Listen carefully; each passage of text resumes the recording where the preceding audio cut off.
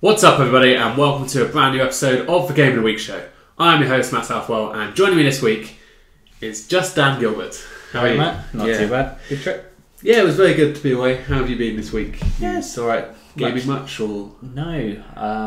I've barely done anything all week. This weekend was supposed to be Project Cars weekend, but disappointment. Once again, the Post let me down. Yeah, Guernsey Post, you're probably watching this, so can you please start delivering on a Saturday so that people like us can enjoy our lovely sunny weekends by playing video games inside. Exactly. But yeah, we got no Ashley Dye this week or anyone else because yesterday was our Liberation Day, be liberated and all that. Yeah. So funnily enough, on a day like that, it's very hard to get someone the following morning. We're friends with too many alcoholics. But anyway, into the show. Very quickly though, if anyone is watching for the first time, this is a weekly show that three, but in this case two people get together to discuss the weekly news topics in the video game industry. We'll also then go through the game releases for that week before picking our favourite game of the week. If this sounds like there's something that maybe you're interested in, please subscribe to the channel, share it with your friends and all of that marketing spiel. But now that's out of the way, we can get into the news. And this week, there's some interesting news, some not so interesting, but we'll start with a bit of fact and figures here from EA, one of everyone's favourite publisher. I don't think they're the most hated now. I think maybe Activision might have possibly hit them. But basically, what I gauge is hate is based on how much money they make. I think, yeah. And EA has made $4.3 billion in the last year. It's not bad. Yeah, I'll take it. I would take half of that. I'm not greedy. No, I'll take a tenth. But yeah, so obviously a very good year for EA. Half of that was in digital sales. What did you think about that? I thought that was kind of quite telling of the shift now. Definitely showing how people are moving away from needing physical copies of stuff. Yeah. And it also shows that in certain places the infrastructure is there for them to be able to do that. Yeah. Well, I suppose with EA, a lot of their stuff is they've got all these mobile games now with these in-app purchases. Yeah. I bet there's a lot of money coming in from those. Possibly, yeah. And then you've got like your Madden Ultimate Team stuff that's only digital. Yeah. So they have no choice. I wonder how much of that also includes like the EA Access Vault, as in like the subscription to that. I'm sure. Because that's obviously digital only. Yeah. Well, it must be everything. It must be all of that. That's there. They're not gonna, for their shareholders, they're gonna want to make it sound as awesome as possible. So yeah, well, that's what I mean. Is I wonder how much of that digital bit. Yeah. Well, the Vault is obviously getting really good now. If anyone hasn't seen, this week they've added FIFA 15 to the Vault. Okay. So we now have all the latest sports titles in the Vault, which is just in time for the final season to have ended on all of them. Well, yeah, this is what they've basically done, haven't they? They put the game in the Vault as the season comes to the end because they probably realise people probably aren't going to want to buy the game when the season's over. Yeah. So rather than maybe like having to reduce the price of the game, they can just add it in here. But makes sense. For your casual sports fans now, this is a fantastic deal because you can play the latest version, more or less the latest versions of like FIFA, NHL, Madden, NBA Live if you really want to, UFC, all of those are in there, and it's what, £30 a year? Yeah, that's the cost of one of those. Exactly.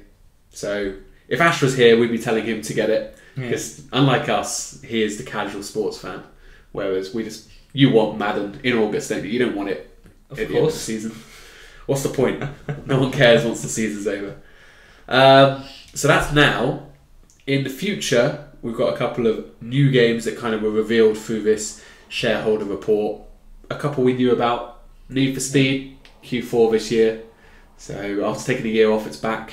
You excited for Need for Speed? I kind of left that franchise behind a while ago, mainly due to the fact that my old PS3 died while I was playing one.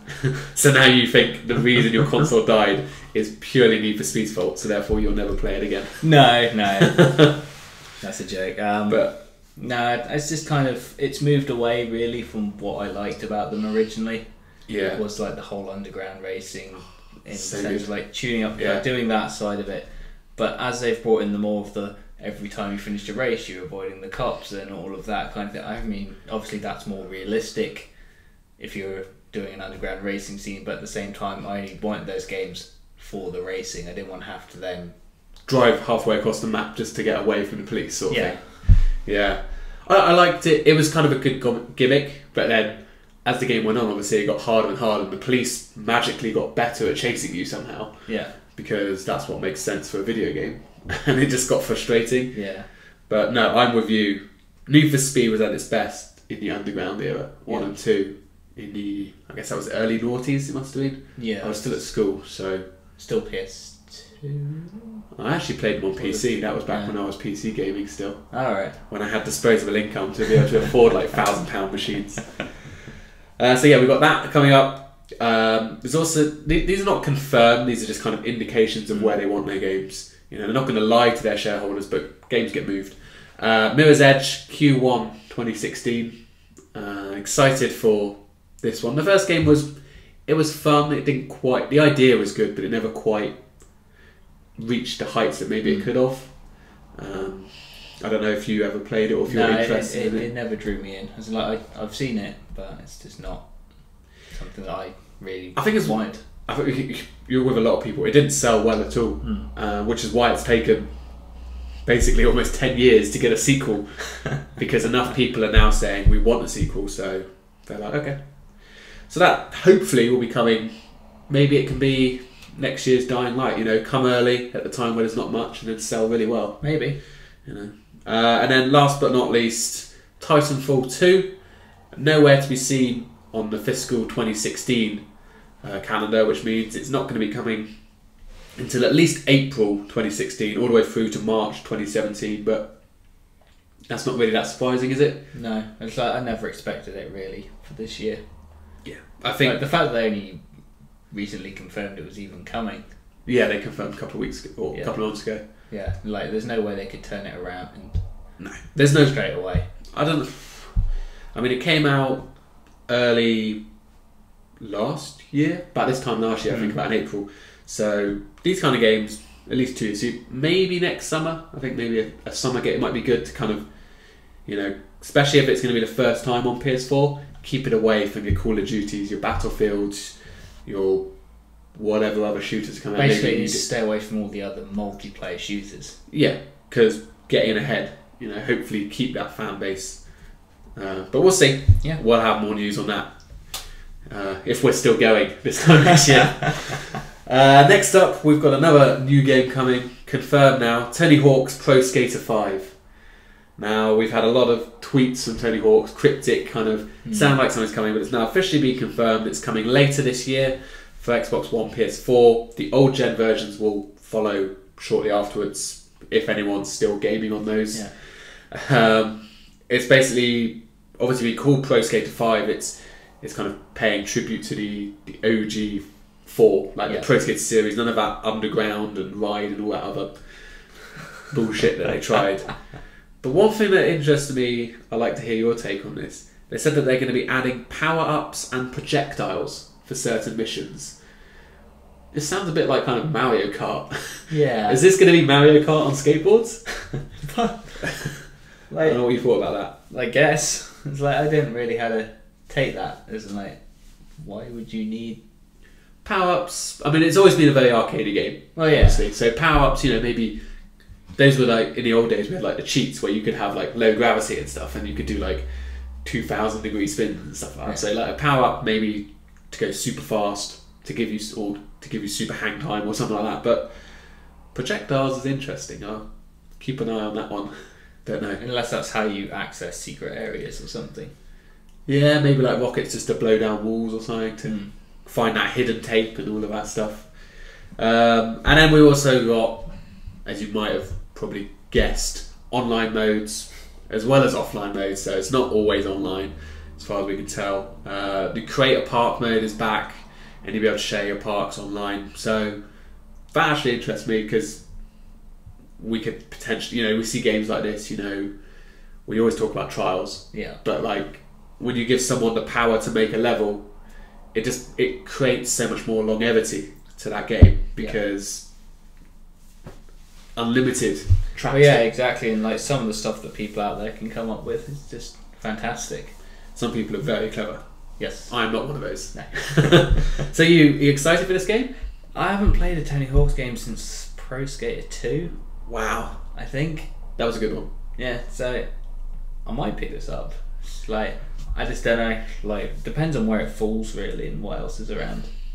I love the idea of it. Kind of the teenage me inside me is saying you have to play this game because I played 1, 2, 3, 4, Underground 1 and 2. I played basically all of them up until Ride came out, and I was like, I'm not buying a plastic skateboard. That's it. I'm done with this series. But the best ones were, I think, Tony Hawk's 3 was probably the best. Yeah. So I'm excited. Fingers crossed it will be. But like, it's obviously whether or not does this kind of game, is what it delivers enough to make me actually want the game, or is it just like kind of nostalgia me saying this is a lot of fun? Yeah.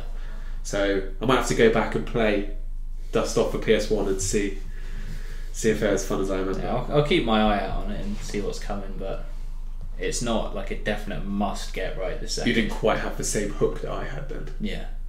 Fair enough. We'll talk about one that will give you a hook then. There's an Assassin's Creed reveal coming tomorrow, technically, May 12th, 4:30 British time. Other times you can work out using the internet, because I'm not telling you all of them. The premiere of the game is actually going to be made on IGN, but then obviously every other outlet will quickly grab the trailer and share it with you. There's a teaser image that implies that it's going to be London. Yeah, like all the leaked stuff previous. We always talked about it being Victory in Victory in Victorian London.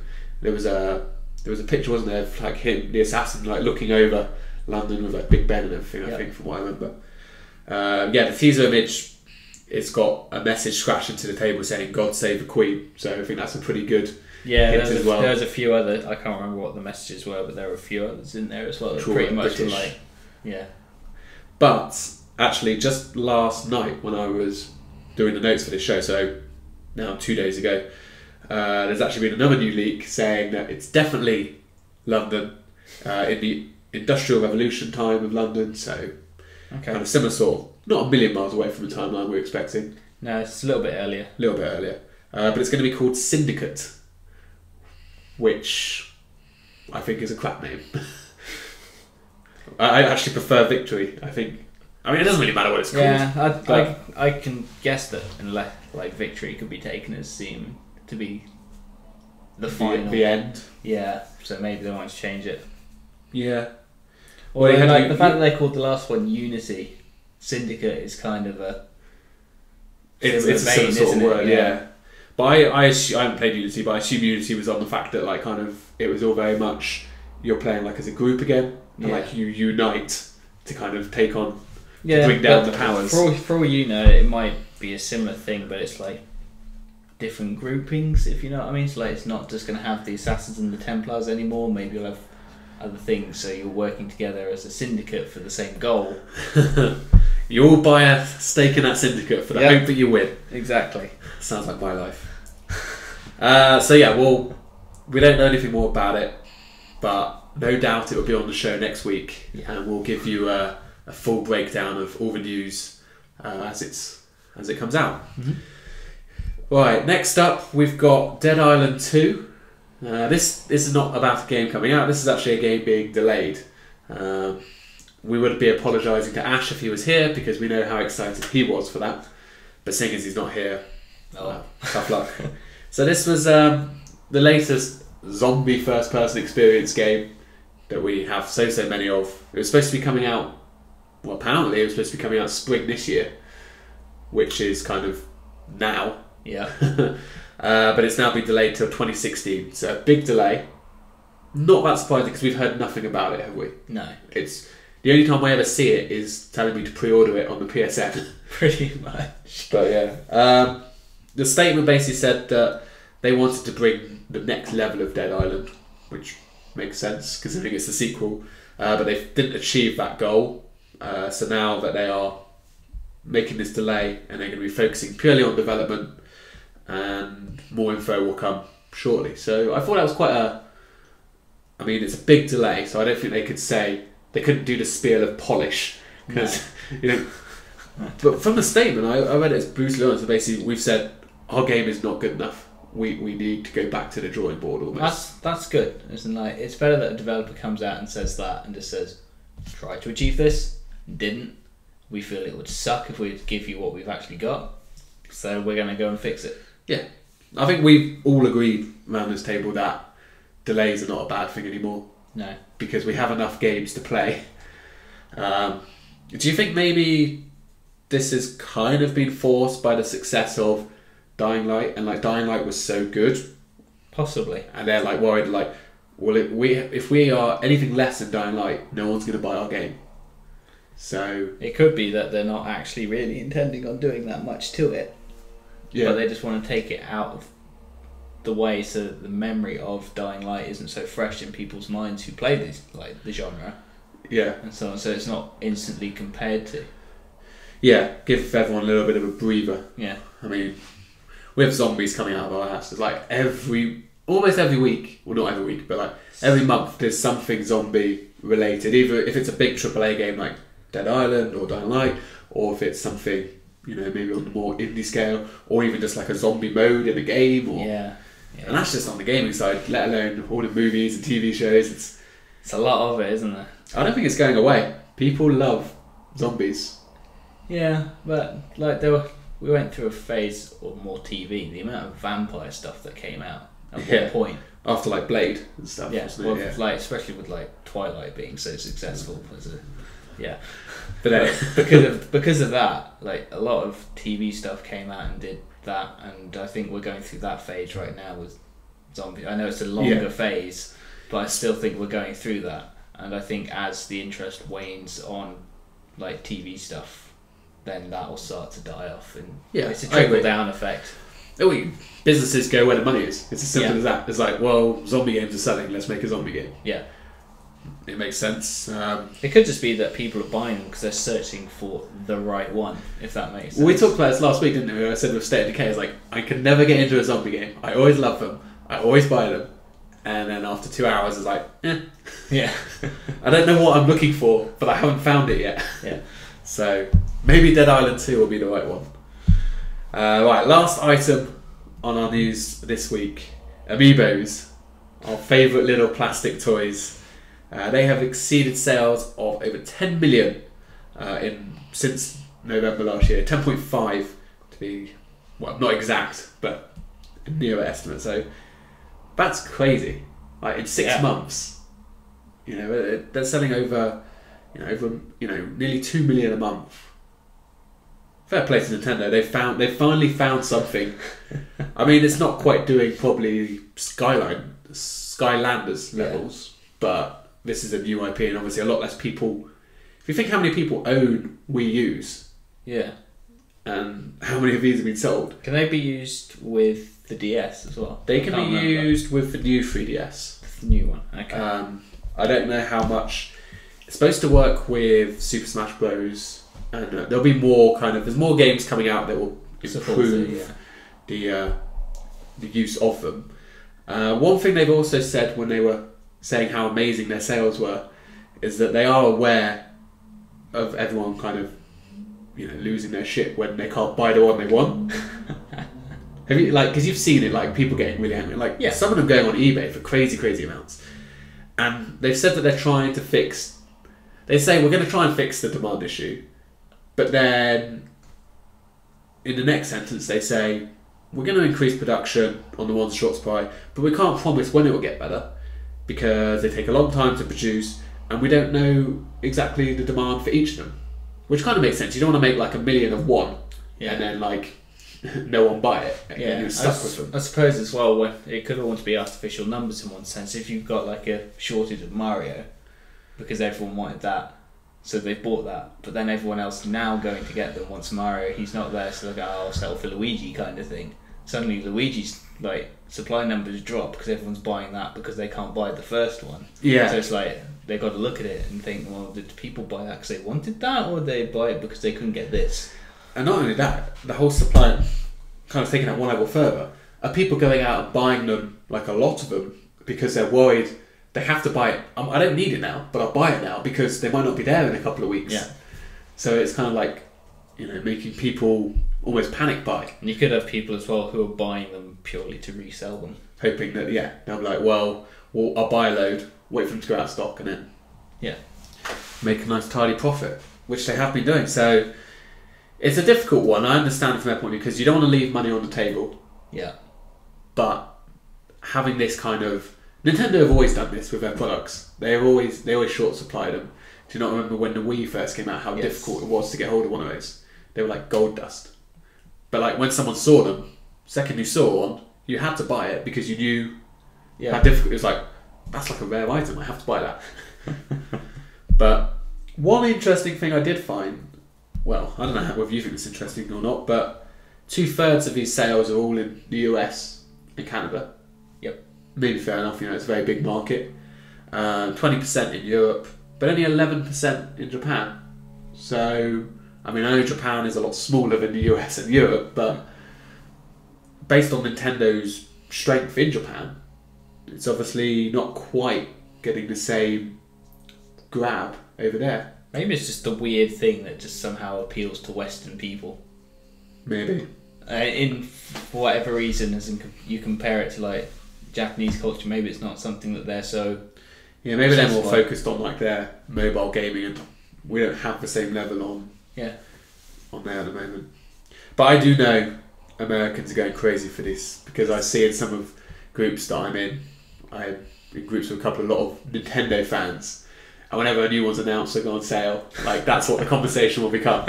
And I'm just sitting there playing on my Vita, just not caring about any of this. Okay, so that's it on the news front. We'll move over to the games this week. A couple of interesting ones and a couple of slightly more weird ones, but interesting all the same. We'll start off with the big AAA release of this week. We already touched on it earlier. Project Cars, the big racing sim from Slightly Mad Studios, is finally here after 2 or 3 delays, whatever it was. 3, I think. In 3 delays. And but going by reviews and so on and people's opinions, it seems it was well worth it. Yeah, it was reviewing really well, sounding really kind of... The level of like depth in this game is being insane. It's insane. Like the difficulty in the past, you can normally say easy, medium, hard, and all that. Yeah. You can choose like kind of like everything on like a scale of 1 to 100. So you can really fine tune how good those AI drivers are and everything, and like kind of the difficulty of your handling, or not the difficulty, but the simulation of your handling and stuff. So this is, we should say, it's very much it's an intense racing simulator. If you don't like, if you're more of like a Burnout fan or Need for Speed fan or any of those kind of more arcade-based races, this one might not be so much for you because it is pretty. It's closer to your Forza Motorsports and your Gran Turismos. Yeah, as it were. It's got a lot of little things in it. It's like I was like watching a review and progress thing from IGN, their video for it, and they were saying things along the lines of we were talking about this, you actually get mechanical faults in your driving, so if you push too hard your engine will blow. Okay. Like, this is something I'd mentioned to you, whether you thought it should be in games. Should be in, we were just talking about that, weren't we? And it is. And they obviously heard us, that's what the delay was. Exactly. And another thing as well, which I thought was really interesting, was when you go into the pits, the guy said his crew chief came on his radio to him in PS4 through your controller, saying one of the guys just fumbled a wheel nut, we'll get you out as soon as we can. So it's actually got the little built-in kind of thing. Human errors and stuff. Yeah, so which I thought was really interesting, because normally on games like this you come into the pits, it's all automatic, it does it in its time and it goes.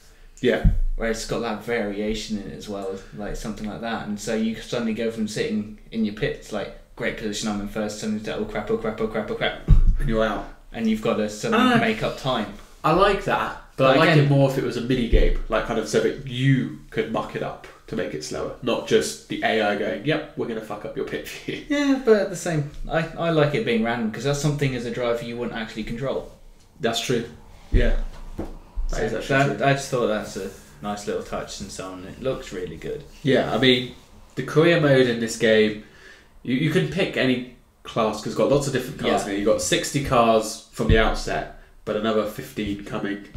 I think a lot of them through free DLC we talked about. I think a lot of them are coming as free because a way to apologise for the delays. Not that they had to apologise, but they have. 110 tracks, so you can either pick your class or you can do the main career mode, which is kind of like a 0 to hero. So you start in like kart racing and stuff and work your way all the way up to basically like, you know, your supercar, your touring car, your F1, like the ultimate. Yeah. Yes, and you can like have multiple careers on the go, and you're not like overwriting them. So it's like if you want to start at the bottom, you can start on that, and then if you want to get into like the top end stuff straight away, you can just jump into that, and you can have them working as different things. Yeah, and it doesn't interfere, which is good. I have a real problem with this game because I don't know which console to buy it on. Because I'm not really a graphics whore, but it does look, actually, even to my eyes, noticeably better on the PS4. Yeah. Like the rag, you can really see like ragged edges on the car in the Xbox One. I prefer racing games on the Xbox One though. I like just the controller here. It just feels so much better for racing personally. I mean, the DualShock 4's got a lot better than DualShock 3. Yeah, if it was the other way, like if it was back on the old ones, it'd be like you wouldn't even consider, would you? No, but the controller's closer. I don't know. The PS4 one's currently out of stock on Amazon as well, so I hope yours has been shipped. Yes. Okay, because it's now out of stock, so that kind of makes me, I don't know. Yeah. But I will be getting it, and you are obviously about to get it, so maybe we'll do a review discussion of Project Cars in the coming weeks once we finally get hold of our copies, because as we discussed last week, we're still very much on the physical side of games, and all of the pains and delays that come with it. Moving on then, we've got Bloodborne, no, not Bloodborne, Wolfenstein, the old blood. Yeah, that's what happens when I take my screen away from me. So this is it's a standalone game, £15 I think on the PlayStation Network, Xbox One store, first person shooter. It's a prequel to the events of Bethesda's kind of main game, The New Order, that came out last year. Looks kind of very much obviously the same engine, the same sort of style. It's just like a few hours of an event prior to it, and if it's anything like The New Order, then it's one that you should probably look to check out, because The New Order was pretty good fun, like surprisingly good. I don't know if you're interested in this one, or I've not played the Wolfenstein series, and I think I should at least pick. I thought like it's, you know, it's something that I think you would enjoy, like, because it's like it's exaggerated history rather than alternate history. But yeah, I mean, I played one for the PC way ago when I was a kid, and then I hadn't picked anything up until The New Order. So yeah, it was a nice surprise just to play something different to Call of Duty and Battlefield and all the first person shooters. It's much more of an arcadey first person shooter, isn't it? In comparison. Yes and no. Like the amount of like blood and gore and stuff. Yeah. But in terms of difficulty, it's not like you can just run around and not die. Oh yeah, no, I get that. But in terms of like the effects, I suppose, if you're talking like that way, then yeah. But it's not like a, you know, like a rail shooter, or like kind of one that's just like blood and violence, kind of you just run around and stupid stuff. It is still pretty grounded, just a bit over the top with the blood, because why not? So we've also got Cosmophony, which was originally a mobile game and a Wii U game, and now it's a PS4, PS Vita game. Very weird, this one. It's a rhythmic-based raider shooter.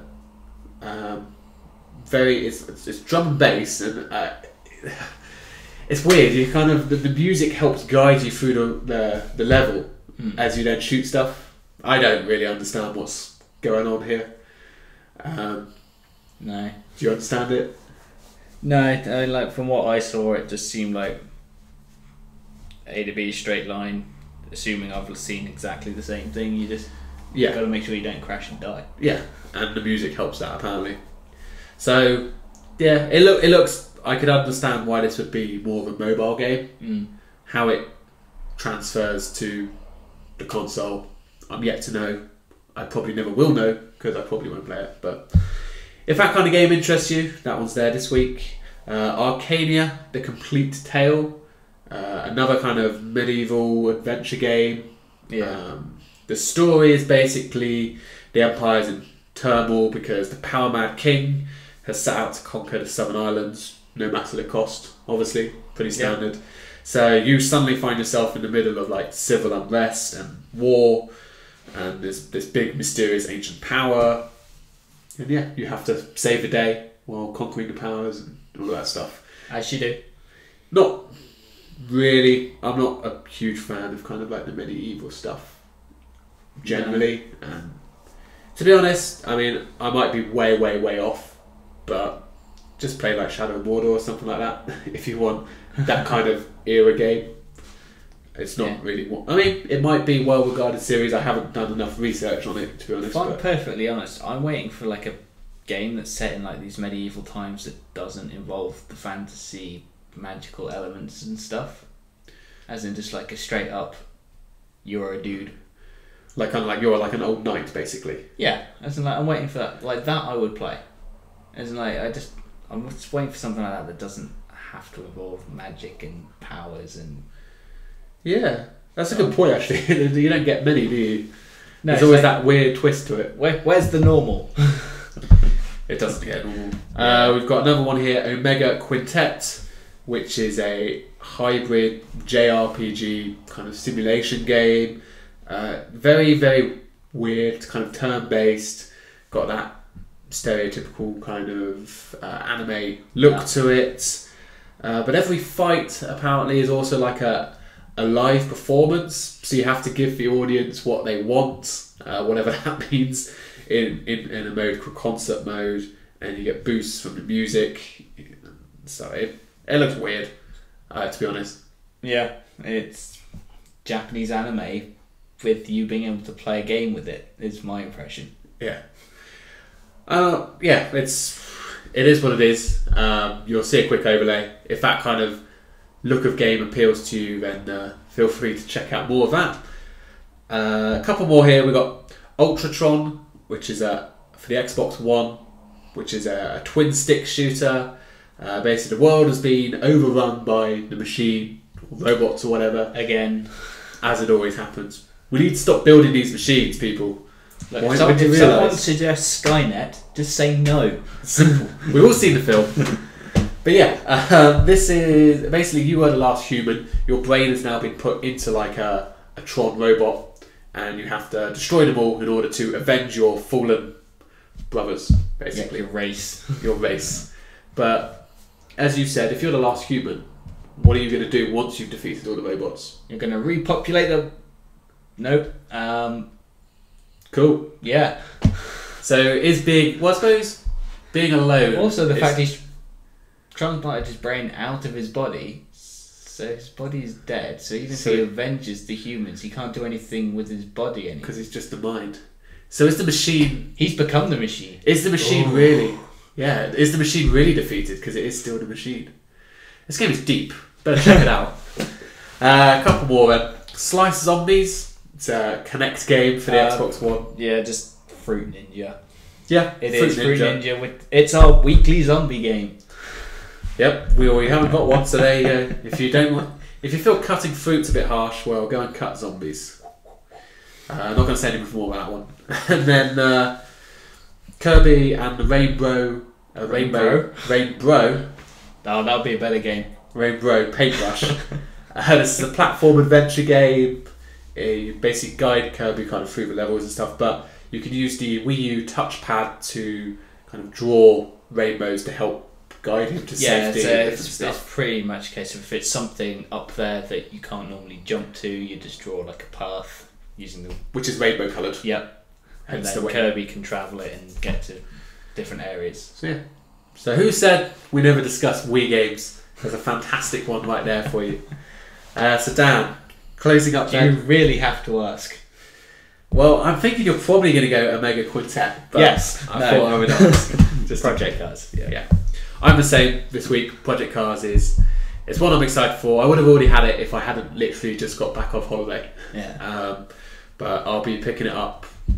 Probably by the time you're watching this, I will already be playing it. So I'm excited to check it out. And yeah, our review will come at some point in the near future. So that's about it for this week. Yep. Thank you, Dan, for making sure I wasn't completely on my own. It is appreciated. And for everyone out there that didn't want to join me, I hope your hangover sucks. But yeah, for now, thank you very much for watching, everyone. If you have liked this video, give it a like, subscribe, leave any comments down below about the games this week. Are we being too harsh maybe on Omega Quintet? Is it a deep game that we should check out? Let us know. What do you think about Tony Hawk's coming back and Dead Island delay? And do you like Amiibos? If you're American, you probably do. It seems to be the consensus. But for now, thank you very much for watching, and we will see you all next week.